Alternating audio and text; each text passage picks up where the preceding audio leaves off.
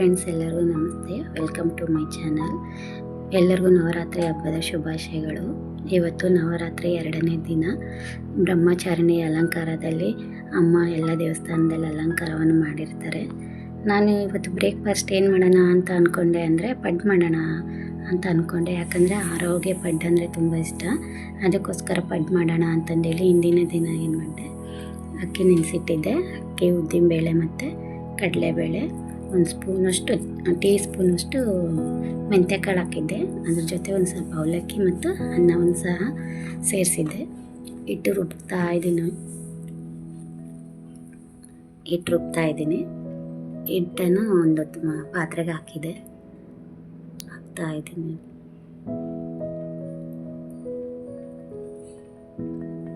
ಹಾಕಿ over night ಎಲ್ಲ ಅದು ನೆನಿಬೇಕಲ್ಲ, ಅದಕ್ಕೋಸ್ಕರ ನೈಟ್ ನೆನೆಸಿಟ್ಟೆ. ಬೆಳಗ್ಗೆ ಇದಕ್ಕೆ ಒಂದು ಸ್ವಲ್ಪ ಈರುಳ್ಳಿ, ಸಬ್ಬಸಿಗೆ ಸೊಪ್ಪು ಮತ್ತು ಹಸಿಮೆಣಸನ್ನು ಸೇರಿಸಿದ್ವಿ ಹಿಟ್ಟಿಗೆ. ಈ ಥರ ಮಾಡೋದ್ರಿಂದ ಪಡ್ಡು ತುಂಬ ಚೆನ್ನಾಗಿ ಬರುತ್ತೆ, ಟೇಸ್ಟಿಯಾಗಿರುತ್ತೆ. ಅದಕ್ಕೋಸ್ಕರ ನಾವು ಈರುಳ್ಳಿ, ಸಬ್ಬಸಿಗೆ ಸೊಪ್ಪು ಮತ್ತು ಹಸಿಮೆಣಸೆಲ್ಲ ಮಿಕ್ಸ್ ಮಾಡಿದ್ವಿ. ನನಗೆ ಬೆಳಗ್ಗೆ ಎದ್ದ ತಕ್ಷಣ ಫ್ರೆಶ್ ಅಪ್ ಆದಮೇಲೆ ಒಂದು ಸ್ವಲ್ಪ ಟೀ ಕುಡಿತೀನಿ. ಟೀ ರೆಡಿ ಮಾಡ್ಕೊತಾ ಇದ್ದೀನಿ. ಟೀ ರೆಡಿಯಾಗಿ ಕುಡಿದ ತಕ್ಷಣ, ಕುಡ್ದಾದ್ಮೇಲೆ ಚಟ್ನಿ ಸಹ ರೆಡಿ ಮಾಡಿದ್ದು. ಕೆಂಪು ಚಟ್ನಿ ಮಾಡಿದ್ದು, ಅಂದರೆ ಒಣಮೆಣಸಿನ್ಕಾಯಿ ಹಾಕಿ ಚಟ್ನಿ ರೆಡಿ ಮಾಡಿದ್ದು. ಅವನಿಗೆ ಆರು ತಿಂಡಿ ತಿನ್ಸೋಣ ಅಂತಂದೇಳಿ ಅವನಿಗೆ ಈ ಪಡ್ಡು ರೆಡಿ ಮಾಡ್ತಾ ಇದ್ದೀನಿ. ಪಡ್ಡು ಹಂಚಿಟ್ಟು ಅದಕ್ಕೊಂದು ಸ್ವಲ್ಪ ಎಲ್ಲ ಎಣ್ಣೆ ಹಾಕ್ತೀನಿ. ಈಗ ಎಣ್ಣೆ ಹಾಕಿ ಕಾದ ನಂತರ ಪಡ್ಡಿಗೆ ಹಿಟ್ಟು ಹಾಕ್ತಾ ಇದ್ದೀನಿ. ಹಿಟ್ಟಾಕಿ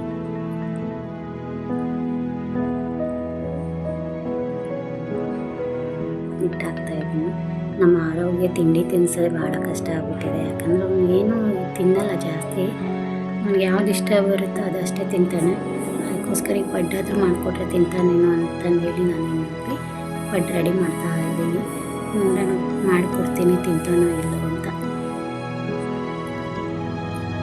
ಎಲ್ಲ ಪಡ್ಡೆಲ್ಲ ರೆಡಿ ಆಗ್ತಾ ಇದೆ. ಅವ್ರ ಅಪ್ಪನ ಜೊತೆ ಆಟ ಆಡ್ತಿದ್ದಾನೆ.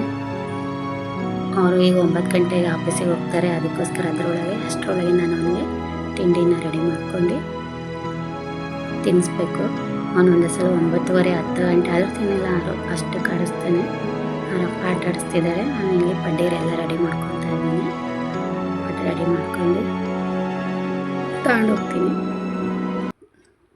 ನೋಡಿ, ಪಡ್ಡು ರೆಡಿ ಆಗಿದೆ ಆರೋಗೋಸ್ಕರ.